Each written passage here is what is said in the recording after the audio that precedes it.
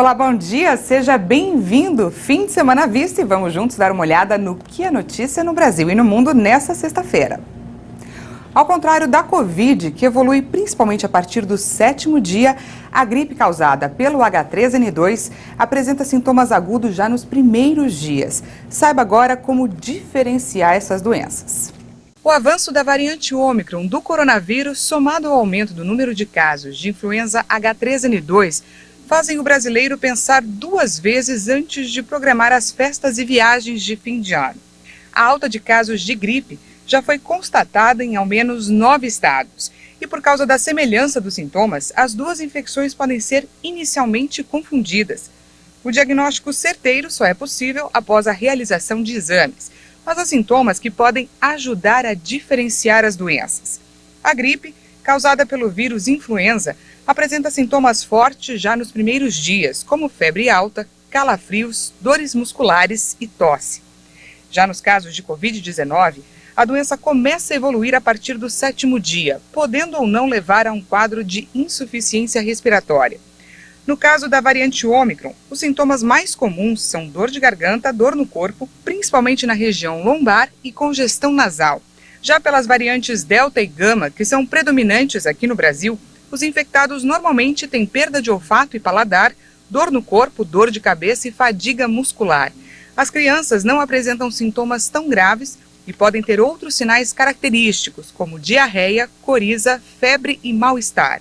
Para evitar qualquer contágio, é importante continuar seguindo as medidas de proteção: vacina, distanciamento, uso de máscara e higiene das mãos. Mais de 88 mil casos de Covid foram contabilizados em 24 horas no Reino Unido. Esse foi o 2º dia seguido de número recorde de infecções no país, o que acende um alerta para o avanço da variante Ômicron também para as nações vizinhas.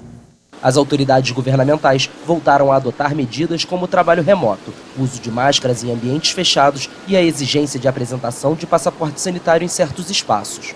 Mais cedo, a França anunciou a proibição da maioria das viagens com origem e destino no Reino Unido pela rápida propagação da Ômicron em território britânico.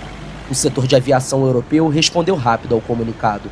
A ACI Europe e a Airlines for Europe alertaram os governos que medidas desse tipo são inúteis e ineficazes frente ao avanço da variante.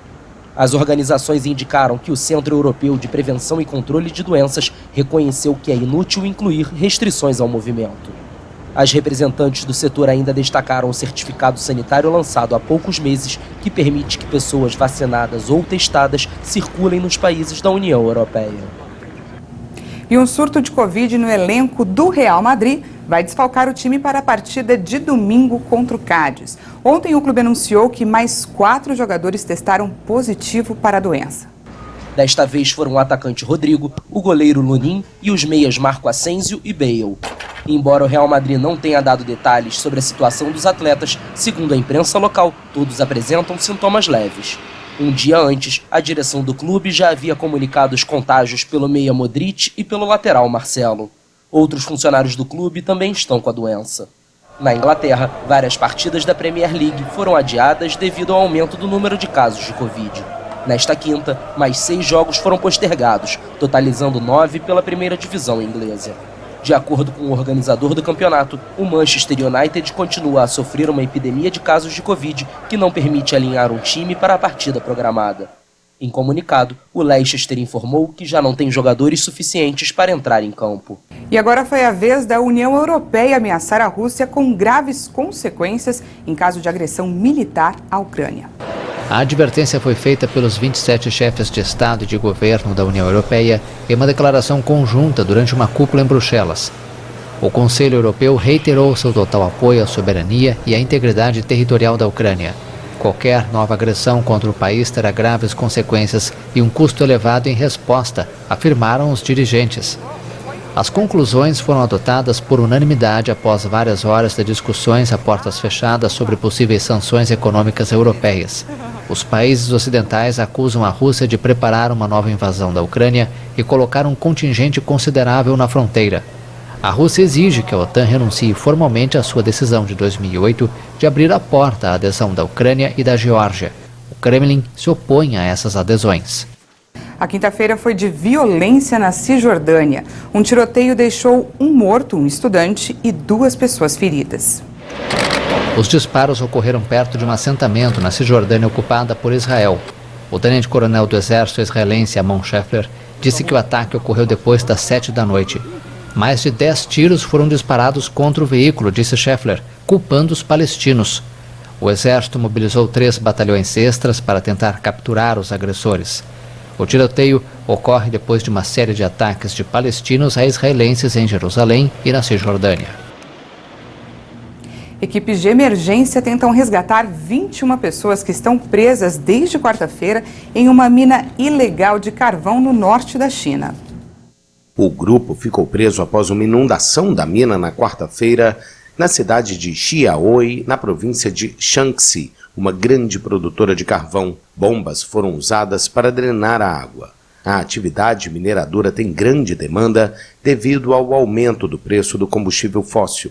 O canal estatal informou que a entrada estreita e escondida da mina é ilegal, assim como a ausência de um mapa, dificulta o resgate. 7 pessoas foram detidas pelo acidente e a polícia procura o responsável pela mina.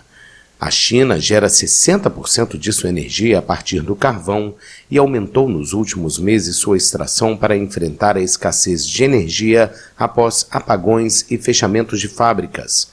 As autoridades afirmam que a alta demanda de carvão elevou os preços e estimulou a mineração ilegal no país. E o verão já está chegando e com ele as chuvas típicas da estação também devem aumentar nos próximos dias. Vamos conferir a previsão do tempo para hoje e também para o final de semana em algumas regiões. Afinal, hoje é sexta-feira. Em Salvador, o dia vai ficar encoberto com máxima de 28 graus e previsão de chuva a qualquer hora. No final de semana, a temperatura não vai mudar muito, máxima de 29 graus no sábado e também no domingo. Em Belo Horizonte, Minas Gerais, a temperatura nessa sexta não vai passar dos 23 graus, com chuva durante todo o dia. No final de semana, as chuvas devem continuar de forma moderada e a máxima prevista é de 26 graus. E em Brasília, o sol deve aparecer entre nuvens hoje e a temperatura pode chegar a 28 graus. No sábado, a máxima é de 26 graus, com previsão de chuva a qualquer hora do dia. E no domingo, o tempo deve ficar mais firme, com máxima prevista de 25 graus. Essa edição fica por aqui, mas às 11 da manhã eu volto para falar sobre um assunto que com certeza interessa a todo mundo. Sabe aquelas ligações indesejadas que a gente recebe direto? Elas têm data para acabar, viu? Eu volto em menos de uma hora e eu vou te explicar melhor. Te espero daqui a pouco.